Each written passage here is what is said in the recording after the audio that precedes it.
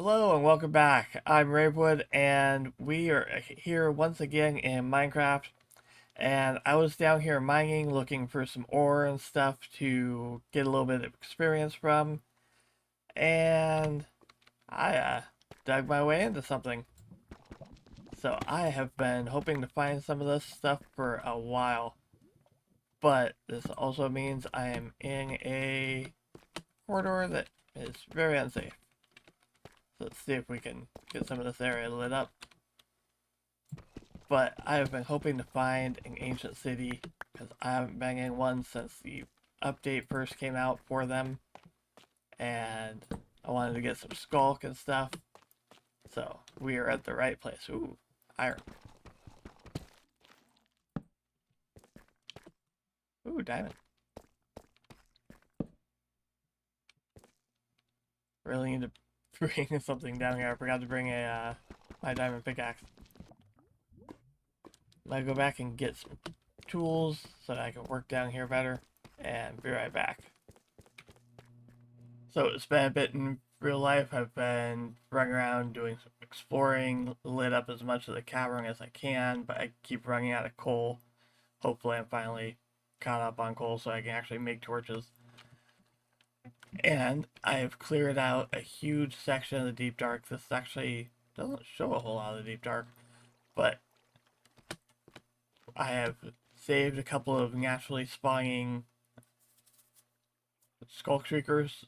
I just took out all the Skulk sensors so they can't be activated. I wonder. Ooh, they do get mad if you step on. Okay, I was curious about that.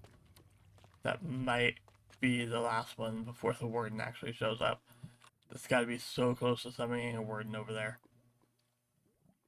Anyways, I still have a little bit of exploring the deep darks to do. Like, I've never been over there on the other side of that lava lake. You can see there's still Skulk sensors over there.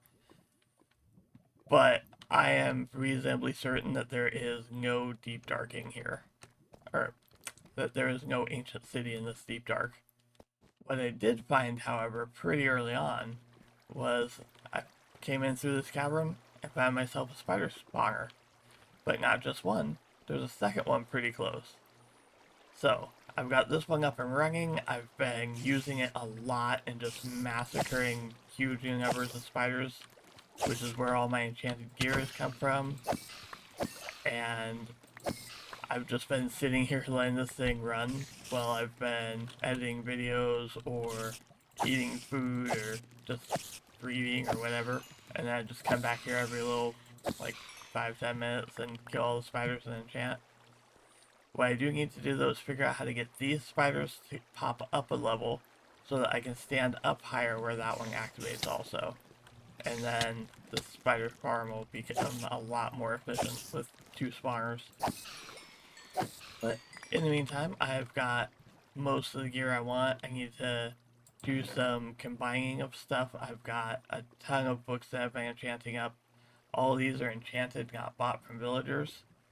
Most of this equipment, the diamond equipment, is all bought from villagers, including my full set of mending diamond armor with protection 4 and all the accoutrements. Except I still need Swift Sneak and Soul Strider. I haven't found those yet. One day. Anyways, yeah. And I even made up a set of armor for Darius because we're gonna go do the dragon fight. And a nice bow and sword. They're kind of basic, but they will be more than sufficient for the dragon fight for him. And I found quite a bit of diamond ore. This is what I didn't break down. I broke down a couple blocks to make some of my starting tools and stuff. But that's quite a good haul overall, especially for being early on. I'm working on right now trying to make a fishing rod because I want to try and go fishing. Oh, there we go. Okay. Early on, I went exploring a little bit off camera and got 3 hearts of the sea, but I've only managed to pick up 1 nautilus shell, so I can't make myself a beacon yet. And that would be really fun to have a beacon with that big lake in the middle of my base. So, I was recently reminded that you can fish up gauntlet shells. So I'm gonna give that a try and see if I can get to get a beacon going. And I have to go find Pokemon that I haven't ran across one of those yet either. And I often leave this sitting here so long that I come back here and there's just a circle of spider. And another circle of spider over here on the side. In order to get all these tools, I was doing a bunch of villager trading, and I made an armor villager so I could get my diamond armor without having to spend diamonds to make it. I didn't even have enough diamonds to make a set of armor at the time, but something unfortunately happened to him. So I was walking over to my villagers to start getting a toolsmith going, and was walking over here and I saw blue in this house. This is where my armor villager is supposed to be. You are not my armor villager.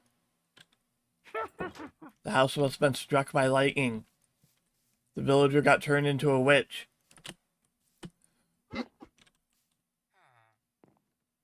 That is so frustrating. That was a master level armor villager with all the diamond armor equipment. Took so much work to make him. I did go and check out all my other villagers. They're all safe, except I don't know about this one. Okay, good. This guy's safe too. Let's see if we can get our toolsmith. At least I have 2 sets of armor so far, so I'm alright there. Well, one for me and one that I'm giving to Darius, but still. Hey, no, get back in here. That was my bad. Okay, I'm going to try and get this guy set up, and I'll have to replace that armor villager later. On the positive side, that witch does not appear to be despawning, because he has been in that house, or she, whatever, for more than 5 minutes. So, what can I do with a witch that doesn't despawn? I actually have an idea for that. It would be very useful with the villagers. You know, I cannot express enough how much I love villager trading and how ridiculous it is. So I'm getting him up into the, mid-levels. And he's got a diamond hoe trade. It's down to 1 emerald for a diamond hoe. For some reason, my iron trade is up to 5 iron for an emerald. But if you translate that, that is 5 iron to make 1 diamond hoe. That is a trade I will do all day long. I don't even need this many diamond hoes. I just came up from mining and I got attacked by Drowned with Trident. So I fought back and he dropped one. I've killed like 4 of these guys now, and this is the first one I've gotten. Let's see if this guy will give me another one.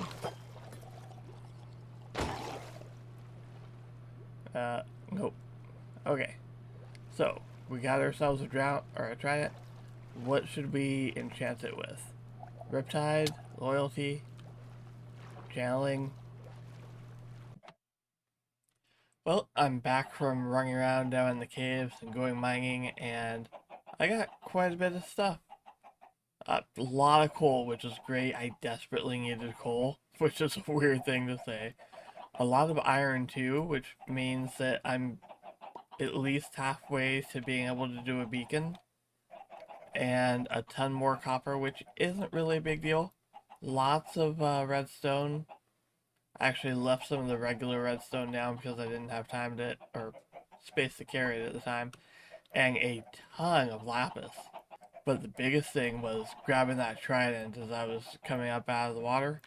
The big thing, though, is over here. I got 2 regular diamond ore, and probably about that much, about 40-ish diamond. I also found a zombie spawner and a skeleton spawner. The skeleton spawner is going to be really helpful. Got myself some diamond horse armor and game tag. So that stuff's going to be cool. I don't actually have a horse though. I've got a couple of donkeys, but I've never bothered keeping a horse. So the horse armor is kind of more decorative at the moment. I'm here in my lake, and there's drowns all over the place in here, but only once has one been so kind as to have an godless shell. Why can't you have more godless shells? I actually want to make a drowned farming here, and just like make it automatic on-demand trident farm. I saw the concept that Etho had done in one of his Hermitcraft videos, and I love it. And it's not that hard of a concept. I just gotta figure out what I can do to single out the drowned from that have tridents versus the ones that don't have tridents. But I imagine if I have them attack something, then the ones that are attacking I can use that to trigger and keep track of them. What I haven't figured out is how can I filter out the drowned that have like a godless shell. If I give them something, will they drop the godless shell? Can every drowned that has a godless shell pick up items? Just like how that guy just picked up the rotten flesh there. I need to go into a creative world and do some experimentation and see what I can figure out. Also, while I was exploring, I found myself a geode and I've started doing some mining and farming of it. I've got so much of this stuff already. I've just been silk touching the fully grown buds to try and cut down on the amount of storage that this is going to take. But I haven't found just one geode. I've actually found 3 geodes under my base now. So I'm going to have all of the amethyst shards I could possibly want. After losing one villager to lightning, I went through and put lightning rods on the top of all of my houses that have villagers in them. And I was walking around out on the hillside and came across a patrol, and so I saved myself a pillager and then got him to break his crossbow. And we have the guy who's going to be scaring our villagers for our iron farm coming up soon. So we need to figure out where we want to put that and build up an iron farm. Maybe even get crazy and make a villager breeder because I'm all out of villagers. I don't have any more that don't have professions. And I don't know if I showed this on camera, but I found a pillager tower just over that way that you can't really see, and found myself some friends. So I've got a pair of allying out. I need to start breeding them so that I have more than 2. But they're cool. I like them. I don't know what I'm... don't come out here. I don't know exactly what I'm going to do with them yet. So we both did, but didn't get a lot of progress done into this episode. It wasn't a terribly exciting one. It was a lot of, like, just upkeep, or not upkeep, but, like, status updates. But we got a massive amount of progress done. Like, I've got all my enchanted gear, all my armor is fully enchanted up. We've got some villager stuff done down here next to my random little starter farm area. I made myself a lava farm, so now I've got a supply of fuel, which is great because I am currently trying to cook up a massive amount of iron. You know, there's all this plus everything that was cooked, more, and you can see down here we've got like over 2.5 stacks of iron, which means that in the next episode we need to go looking for that nether fortress. Now that we're all geared up, we're not gonna die. We are going to find that nether fortress. Oh, I can't make blaze rods. I don't have nether wart. Darn it. Oh well. Okay, so no fire resistance, but everything else is still true. That is frustrating. No nether wart. Sad. We've got a lot of good work done in this episode, and until I see you next time, have fun gaming. Goodbye.